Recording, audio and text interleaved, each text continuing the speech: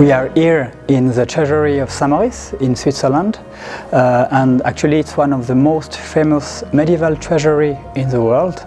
And all this, the treasury is composed by different reliquaries, and most of them are built on silver or gilded silver, and silver developed tarnishing with time.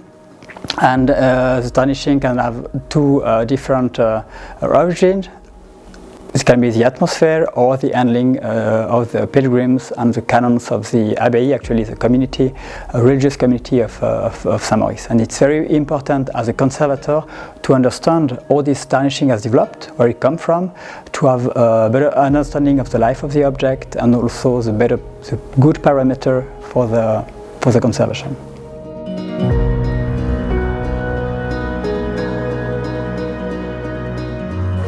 Here you can see the wooden core of the Abbot Untitled shrine, dated from the 13th century, and all his metallic parts were dismantled for study.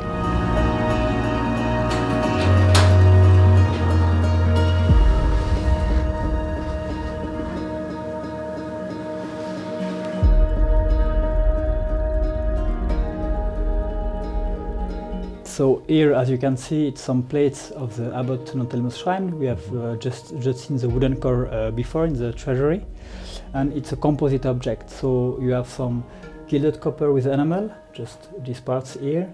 You have also some gilded copper without enamels or silver, and also with a copper plate with a layer of silver, and then also partially gilded. So really expect to have a different yeah, we can see and a different type of tarnishing on the surface. So I wanted to know what is possible to do to analyze it before any cleaning. Yeah. And the presence of copper on the back might lead to the presence of some copper compounds on top, and then you will have some problems during the electrolytic reduction. So we'll use voltammetry, I suppose. So like that you should see them.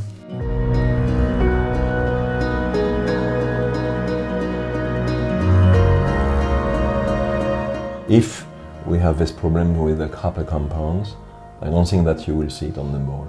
You will see it more there. So at the end we'll have to do a spot somewhere. You have to choose some places which are more discreet, but we'll have to do it.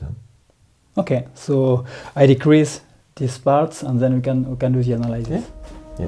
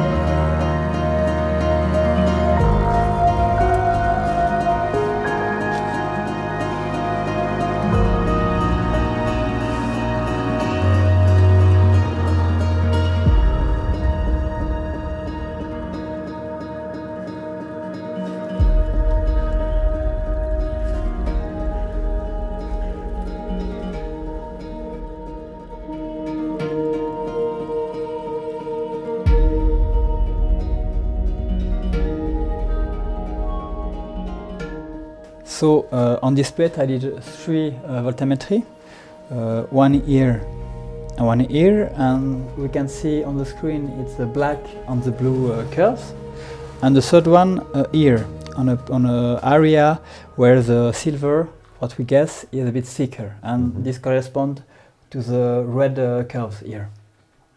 Okay, and what about the orange one?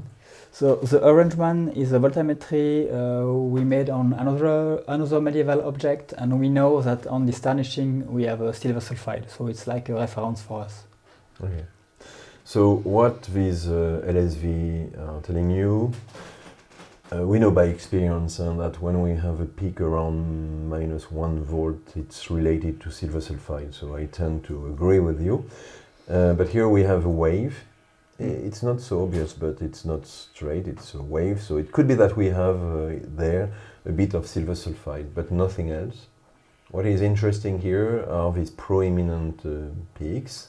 This might be silver sulfide, silver chloride, sorry, and these could be copper oxide. But we know that we can remove them pretty well with chelating agents, so you wouldn't need to use Pleco to reduce them.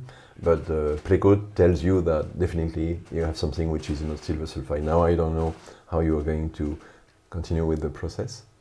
So what I can do here with it's applying chelating agent on gel just to work on the surface I see, not on the reverse side, and trying some different composition, different product, and then see with a new voltammetry if I still have these peaks, and that will tell me the efficiency of my product, and then I will choose with better knowledge which product I can apply actually. Well, then they will validate definitely whether it's clean or not, but you might at that time see something else. If you have some remaining silver sulfide, it will show up. Yeah.